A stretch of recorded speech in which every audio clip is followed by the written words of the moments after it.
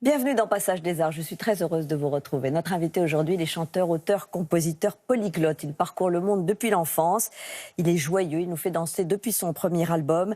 C'est aussi et avant tout un artiste ultra sensible et c'est Mika. Bonjour Mika. Bonjour. Merci beaucoup de venir dans notre émission. Je suis très heureux d'être là. Ça nous fait très plaisir, vous venez nous parler de ce nouveau disque, My Name is Michael Holbrook, c'est votre identité. C'est un disque doux, mélodieux, qui parle de l'identité, de la famille, un disque personnel. Alors avant d'en parler, nous nous sommes demandé comment serait le monde si Mika n'existait pas. Regarde. Aujourd'hui, je fais mon discours. Profitez-en, suivez-moi.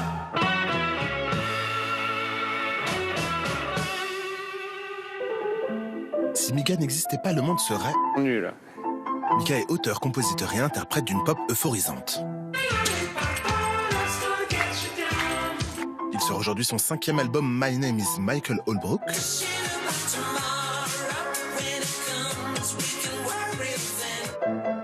Mika est libano-américain, il a passé sa vie entre Beyrouth, Paris et Londres. Et aujourd'hui, quand les gens me demandent d'où je viens, je ne sais pas quoi répondre. Et il est né Michael Holbrook Penninman Jr. Enfant, Mika écoute Nina Simone, Bob Dylan, John Baez, Georges Moustaki, Jean Ferrat, Gainsbourg et les Rolling Stones. J'aime pas les étiquettes du tout.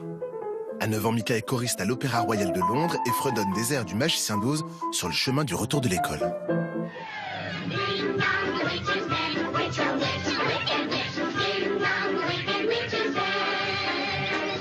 Mika étudie au Royal College of Music et sort son premier tube, Grace Kelly.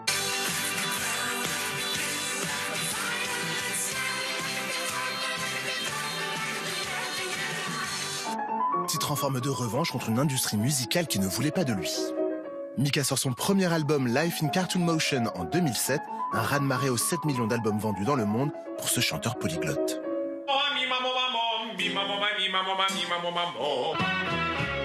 En fait, si Mika n'existait pas, le monde serait moins Euphorique. Est-ce que les chiens existent toujours? Oui. Ils sont là, à côté de nous. Mais j'ai une nouvelle très triste il y a quelques jours, c'est que la petite, elle n'est pas trop petite, mais la plus jeune, qui s'appelle Amira, elle est extrêmement affectueuse, elle se mettait toujours à côté de nous, elle aboie de temps en temps. Et malheureusement, elle est en train de perdre sa vue. Ah oui. Donc, ouais, la pauvre. C'est triste. Donc, en la regardant là, c'est ce petit coup. C'est drôle, l'émotion qu'on a pour un chien. C'est comme si c'est la chose la plus invisible quand même, mais c'est énorme. Le propriétaire et un chien, ça... C'est son animal. Ouais. Alors, vous êtes né à Beyrouth, vous avez voyagé beaucoup, vous êtes allé en France, à Londres. Est-ce que, transplanté assez souvent, d'ailleurs au gré de ce qu'il fallait fuir ou pas fuir, est-ce que c'est une enfance heureuse ou au contraire, c'est une enfance chaotique pour vous? Les deux. Le chaos, le bonheur. Je pense que j'ai associé les deux depuis très jeune. Quand c'est trop calme, quand les choses sont... On sait exactement ce qui va se passer lundi, mardi, mercredi et dans quelques mois, c'est dur pour moi d'associer ça avec le bonheur. Pour moi, dans le chaos se trouve le plus grand bonheur parce que les choses sont imprévisibles. Et est-ce qu'à ce moment-là, la musique vous sauve? On voit que vous entrez très jeune comme choriste à l'Opéra Royal de Londres, donc vous prenez conscience de cette voix qui a évidemment des qualités un peu incroyables, puisqu'elle fait quasiment 4 octaves. C'est ça qui vous sauve à ce moment-là, très jeune? Oui, c'est totalement la musique qui change la direction de ma vie. Et avant, je ne le disais pas parce que je me suis dit, oh, c'est un peu prétentieux de dire que la musique sauve. Mais non, la musique, bien sûr qu'elle sauve. Il y a Claudio Abbado, qui est un grand maestro, qui est mort maintenant en Italie. Et lui, il disait toujours que la musique sauve, la musique transforme. Et c'est pour ça qu'il a une fondation qui travaille. Et il a des chœurs, par exemple, dans les prisons et des choses comme ça. Mais c'est vrai, la musique sauve. Moi, j'ai associé tout de suite, quand j'étais viré de l'école, quand j'avais une période très difficile, tout d'un coup, j'étais entraîné, surtout par ma mère et aussi par une professeuse russe, 3-4 heures par jour. Et là, là est né mon rapport un petit peu étrange avec la musique. Je pleurais tous les jours, je voulais pas le faire, je détestais ma mère pour me forcer de le faire. Et pourtant, Dieu sait si elle est présente dans votre vie. Exactement. Mais quand même, le moment où je suis rentré sur la scène, le moment où j'ai eu mon premier job, et j'avais 8 ans, c'est là où j'ai pris ce virus que Cocteau appelait le virus, le syndrome de rouge et de l'or. Et là, c'était une infection totale et je me suis dit, c'est comme ça qu'on peut vivre. On peut vivre aussi comme ça dans des sortes de palais qui n'ont pas de fenêtres, où tout est possible. Et la vie nous inspire, mais on n'est pas victime parce qu'on peut transformer la vie en quelque chose d'autre. Et même si je ne pouvais pas l'articuler de cette manière-là, à l'âge de 8 ans, 9 ans, je l'avais compris. Et à ce moment-là, vous vous mettez à écouter tout. On l'a vu dans ce portrait. Vous aimez aussi bien Bob Dylan que Michael Jackson. On retrouve bien sûr les influences dans vos disques. Il n'y a pas que la musique classique. Cette musique-là, elle est présente autour de vous tout le temps, dès l'enfance, l'adolescence. Absolument. C'est l'éclecticisme qui était fondamental dans le salon, dans la cuisine, partout. Comme en grandissant dans plusieurs endroits. Mon père... Je ne parle pas très souvent. Ma mère, je dis souvent, ma mère, libanaise, syrienne, blablabla, première génération américaine. Votre père est américain. Mon père vient de Savannah, Georgia, mais il est né à Jérusalem. Alors c'est un WASP, White Anglo-Saxon Protestant. Ça fait un mélange pour vous. Voilà. Hein. Mais grandi au Caire, à Londres, à Washington, à Rome, partout, parce que son père était diplomate. Donc, dans ce milieu-là, on écoutait autant Bob Dylan que Nina Simone, que Cecilia Bartoli, que les Rolling Stones, Nirvana, Shabba Ranks, mais aussi, avec énormément de joie, des choses extrêmement pop. Cette idée que la musique était de l'émotion, que le son n'était pas la chose fondamentale, parce que c'était pas un lifestyle, c'était pas un mode de vie, un style de vie, la musique était toujours au service de l'émotion. Et maintenant que je regarde la manière que ma mère m'a entraîné quand j'étais très jeune, elle a continué à le faire, ces 3 heures, c'était pas technique, c'était toujours l'interprétation et l'émotion qui comptaient. Et ça, c'est ce qu'on retrouve très vite. Alors, on va bien sûr... Il y a eu le premier album, l'énorme succès en 2007, Life in Cartoon Motion, puis le fameux tube, bien sûr, Relax. Mais il y a les énormes concerts et très vite, Mika, vous devenez, j'allais dire, un showman incroyable. Vous l'êtes toujours, puisque vos tournées, c'est ça. Moi, je vous ai vu à Bercy, vous dansez, vous chantez. Il y a un vrai spectacle. Au fond, il y a l'émotion du son ou du chant ou de la voix, mais il y a aussi la présence sur scène. Ça... Sur la scène, on a le droit d'être ce qu'on veut. Vous savez, vous dansez. Ça, je le sais. Pas vraiment sur scène, mais... mais vous dansez quand même. Et cette idée de se donner la possibilité de devenir ce qu'on n'est pas dans la vie normale, quotidienne, c'est une chose essentielle.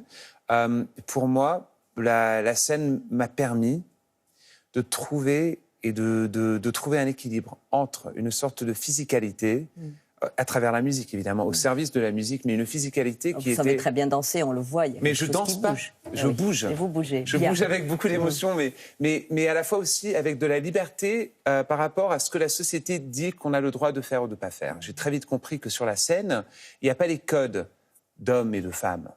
Il y a juste le corps. Et ça, c'est la chose fondamentale.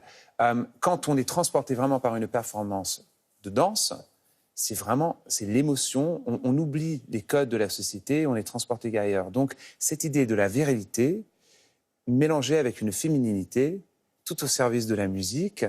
C'est ça qu'aime le public, évidemment, qui vient important. Très nombreux. On va écouter une question d'un téléspectateur avant de parler de l'album, de cet album personnel. Pratiquez-vous la méditation ?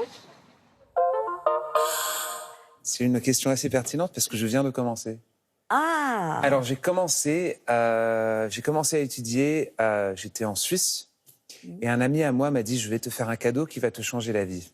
J'ai dit « Super, j'ai toujours voulu une très belle montre. » Oui, c'est ça. Non, il va falloir que tu te calmes. Et ensuite, je suis rentré dans cette pièce. Je me méfie quand même, parce que dans mon métier, il y a beaucoup de chamans, il y a beaucoup de gourous, il y a des gens comme ça qui veulent te trouver la solution pour tous tes problèmes. Mais là, j'arrive et c'est un Breton qui est là, un Breton qui avait travaillé, qui est un expert dans la méditation transcendantale et qui avait travaillé au Sénégal, dans la plus grande prison du Sénégal, où il avait pu faire des choses incroyables. Mais ce monsieur-là m'a donné des cours pendant 4 jours, la méditation transcendantale. Et je dois te dire, pas mal. C'est très utile. On va voir. On va parler de cet album, Mika, le 5e. Il s'appelle, j'allais dire tout simplement, My Name is Michael Holbrook. Enfin, les gens ne le savaient pas forcément, mais c'est votre nom. On va en parler, bien sûr. C'est un album personnel, très musical. On va écouter un petit extrait. On a choisi d'écouter Dear Jealousy.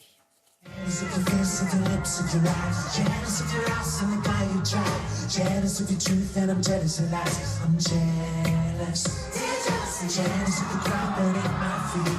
Jealous of your mouth and the air we breathe. Jealous of the way that you look at me. I'm jealous. He's coming out to get us, get us. You better run away while he let us. 'Cause like it or not, every day we get a little better at jealousy. Très dansant, formidable album. On vient de l'écouter. C'est filmé à New York. D'abord, pourquoi dire jalousie? Enfin, la jalousie, c'est quelque chose qui vous a fait souffrir, qui... On souffre tous un petit peu de la jalousie. Pas en permanence, bon, on n'espère pas, parce que c'est un coupe-faim. La jalousie ne donne pas faim, ça coupe la faim. Ah ça oui, coupe absolument. l'appétit, ça coupe l'envie. Ça fait tellement mal. Ça fait tellement mal. C'est comme une sorte de... un serpent, il faut couper la tête de la jalousie. Je suis devenu jaloux de moi-même. Après 5 ans d'absence. C'est peut-être plus facile, ça, déjà. Non, je sais pas, parce que ça me démontait quand même. Parce que je savais que je sentais une pression après 5 ans. Ouais. Je faisais beaucoup de télé, je faisais plein de trucs quand même. Et je sentais une pression où je devais revenir avec un album important. Pas un album juste à répondre à la pression commerciale. Donc la pression que je sentais était une pression artistique, créative. Et vous êtes mis dans une bulle pour faire cet album, Oui. celui-là. Oui. Et je savais... Seul, un peu dans une forme de solitude. Exactement, devant un piano. J'ai même construit un studio où j'ai mis des étagères partout et je les ai gardées vides. Mais la jalousie était présente parce que j'étais devenu jaloux de la personne que j'étais avant. Et alors, je savais que c'était le moment il fallait revenir. De la retrouver. Alors, cette personne, vous la retrouvez d'une certaine façon, 13 titres en anglais qui revendiquent, qui disent votre identité. Est-ce que c'est donc un disque de la maturité, d'une forme de sérénité, ou pour dire, oui, je me suis trouvé enfin, ou je reviens finalement à ce que je suis profondément? C'est un retour à des choses fondamentales. C'est un retour aussi je me suis donné la possibilité de vraiment laisser tomber comment on dit, la complaisance. La complaisance, oui. Complaisance. Oui. Et de dire, OK, je dois admettre que ce job est extrêmement fragile. Oui. On peut tout perdre. Et si la source de toute l'inspiration, la télé, c'est bien, mais c'est éphémère quand même. Pour un musicien, je ne suis pas journaliste. Chacun sait que vous avez été longtemps dans The Voice, évidemment. Ça a été une surexposition très importante aussi dans votre carrière. C'était très important, mais quand même, il y a aussi un risque. Et donc, je savais que je devais revenir avec quelque chose où j'avais l'urgence de la communication, l'urgence du partage, l'irrévérence courageuse, éduquée, qui vient seulement quand on a quelque chose à partager et cette conviction qui vient avec. Et ce quelque chose à partager, ce qui est évidemment très fort dans ce disque, c'est d'une certaine façon le socle, la solidarité, la famille. Et c'est très présent. Il y a une chanson que vous chantez avec votre mère, il y a une chanson qui est dédiée à votre sœur, Paloma, qui est d'ailleurs là et qui vous accompagne, qui n'est pas très loin de nous. C'est ça aussi, cette quête d'identité, c'est se retrouver avec la famille. C'est quand on est, Enfin, parfois quand on en plus rencontre des épreuves. Ouais, bien sûr. Et mais aussi on est une troupe, on est 5 enfants. Oui. Et on s'aide beaucoup. Et je trouve que quand on cherche quelque chose à raconter, je me suis rendu compte que il faut raconter des histoires sur les gens qu'on aime, mais pas trop, avec de l'intelligence, mais pas nécessairement trop de gentillesse. Il faut être quand même assez cash. Mais est-ce qu'ils étaient contents que vous parliez d'eux? Non. Pas du tout. Non, pas tout de suite. Mais votre mère a chanté volontiers ou elle a un peu... Ah non, il y avait ce regard où c'était drôle parce que c'était comme si tout à coup les rôles se sont retournés. C'était elle qui était forcée à chanter 3 heures et moi qui la poussais avec énormément de cruauté artistique. Elle me regardait comme si je sais ce que tu es en train de faire. Quel salopard. Mais elle l'a fait. Mais elle l'a fait de la même manière que moi je l'avais fait quand j'étais plus jeune. Et ça fait une bonne chanson, ça fait un joli titre. Ce que ça capte un moment Et dans la fragilité de la voix, le contexte était très particulier dans lequel on a enregistré. C'était 3 semaines après une opération extrêmement importante. Et donc, je voulais capter ce moment. Je voulais pas faire semblant que ça n'existait pas. Je voulais confronter la réalité, le capter, le mettre comme si c'était un parfum dans une bouteille. Parce que je savais qu'en le captant, je pouvais l'utiliser pour quelque chose.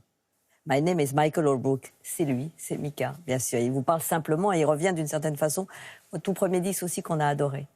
Alors, on va parler du reste de l'actualité culturelle, cher Mika, avec un reportage aujourd'hui qui est consacré à un chorégraphe que vous connaissez forcément, qui est comme vous, citoyen du monde. Il s'appelle Angelin Préjocage. Il est albanais d'origine et évidemment, après, il a grandi en France. Il a d'ailleurs toujours vécu en France, mais il tourne avec ses créations dans le monde entier. Il travaille à Aix-en-Provence avec sa compagnie dans le Pavillon Noir. Il sera d'ailleurs bientôt à l'Opéra de Paris. Vous pourrez aller le voir car il reprend son célèbre ballet Le Parc. Laurence Boulet l'a rencontré.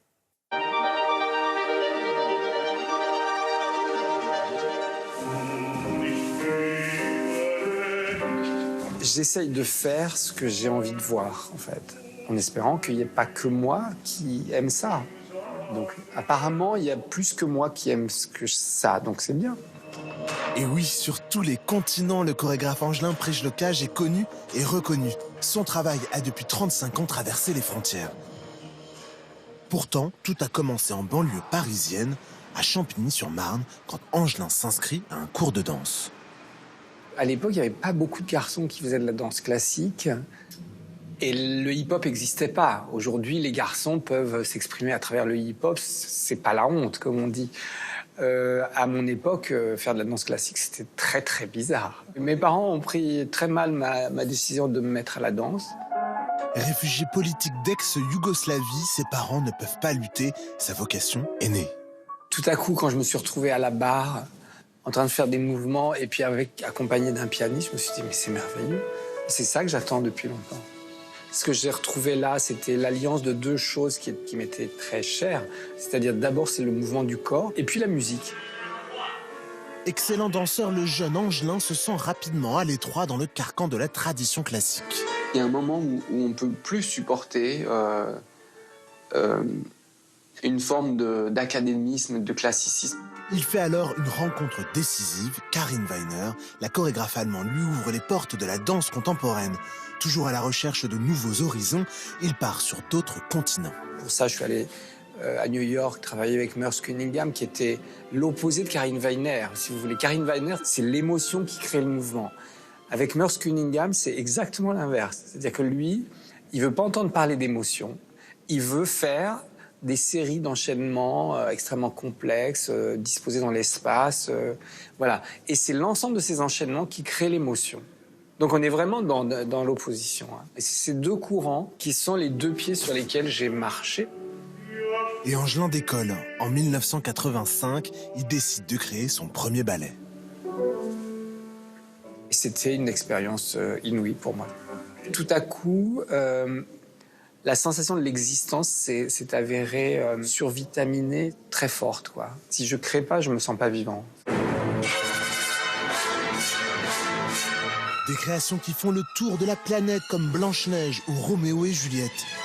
Le monde ne cesse de le solliciter, mais Angelin puise son inspiration à Aix-en-Provence, ville où il installe sa propre compagnie en 2006 au Pavillon Noir. Et le bâtiment de Rudy Ricciotti qu'il a dessiné pour nous, c'est un bijou. C'est créer des œuvres dans une œuvre, c'est magnifique. J'aurais jamais pensé, quand j'ai commencé, que j'arriverais là. Donc, pour moi, c'est une source d'émerveillement permanente.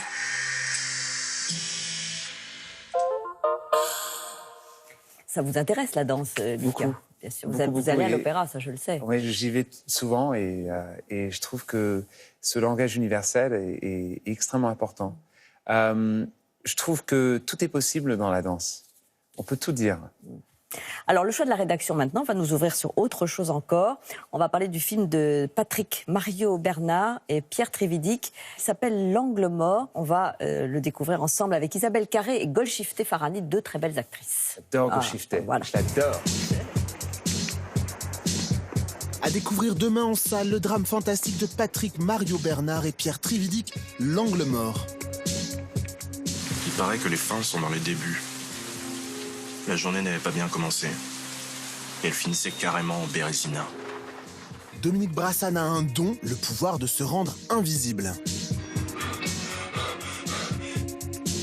Un héros ordinaire jusqu'au jour où ses facultés se détraquent. Je me donnais un espoir, sans le savoir. Cet espoir était une folie. La mienne. Entièrement la mienne. Un film de genre produit par Julie Gaillet après l'effrayant Grave. Vous connaissez pas un remède contre la peur par hasard? À voir absolument. Voilà, L'Angle mort, il sort demain. À voir donc absolument pour Golshifteh Farahany et Isabelle Carré, bien sûr. Elle peut se transformer. Oui, on l'aime beaucoup. Elle a cette capacité de transformation qui m'impressionne beaucoup. Et elle est très naturelle comme actrice. On sent jamais qu'elle est en train de jouer. Je trouve qu'elle elle est très impressionnante. Alors, votre œuvre d'art fondatrice, j'allais dire, Mika, c'est ainsi que nous terminons notre émission. Vous avez choisi un film. Vous avez choisi un livre aussi. Et un livre aussi, bien sûr. Pour moi, c'est plutôt le livre. Et c'est Hunter S. Thompson, oui. L'écrivain qui... il a écrit ça en 1971. Et c'est lui qui a inventé, dans un sens, le gonzo-journalisme. C'est un homme qui... et le gonzo-journalisme, c'est quelque chose qui m'inspire beaucoup. C'est moitié vérité, moitié invention. Et on ne sait pas si ces inventions ont été des hallucinations, parce qu'il prenait beaucoup de drogue, il était pratiquement ivre tout le temps, même et spécialement quand il travaillait. Et il captait ça dans une sorte de hyper-réalité où tout était possible. Et même dans cette sorte d'énergie d'extase, même le macabre, même le désastre devient extrêmement beau, extrêmement plaisant et séductif. Donc, il avait cette manière de capter la réalité. Tom Wolfe est un autre grand écrivain américain que j'aime beaucoup. Et Tom Wolfe disait toujours que lui, il avait maîtrisé l'art, lui, Tom, d'être la mouche sur le mur qui observe tout et qui décrit tout parfaitement. Il a dit la différence avec lui et Hunter S. Thompson, c'est que Hunter S. Thompson, c'était la mouche dans la soupe. Et voilà la grande différence entre les deux. Ça, c'est le côté américain de Mika, qui, par ailleurs, évidemment, est un homme de la planète. Ça, c'est les États-Unis. Si on veut comprendre les États-Unis, c'est dans Rolling Stone, dans les années 70. Et lui, c'était un grand écrivain pour Rolling Stone. Et quand il est mort, qu'est-ce qu'il a fait ? Il a fait un truc de grande classe. Il a demandé à Johnny Depp et à John Kerry et à Jack Nicholson de lui exploser d'un canon dans le jardin de sa maison à Colorado sur une montagne. On ne veut pas savoir ce qui s'est passé. Ils l'ont explosé, ces cendres. Et je trouve ça, c'est ce geste final de rébellion, je me dis, il a eu une sacrée vie. C'est comme ça qu'on va terminer notre émission. Merci beaucoup, Mika, d'être venu nous voir. L'album My Name is Michael Holbrook, c'est vous, sort demain. Et on est évidemment ravis. Et Claire, un jour, vous me faites exploser d'un canon. Oui, je ne sais pas si j'oserais. Je préfère que vous restiez avec nous. Merci beaucoup. On se retrouve demain. Bien sûr, cette émission est rediffusée ce soir et à 13h et à 20h20. Un nouveau numéro de Passage des Arts avec Xavier Dolan. À demain. Merci. Merci.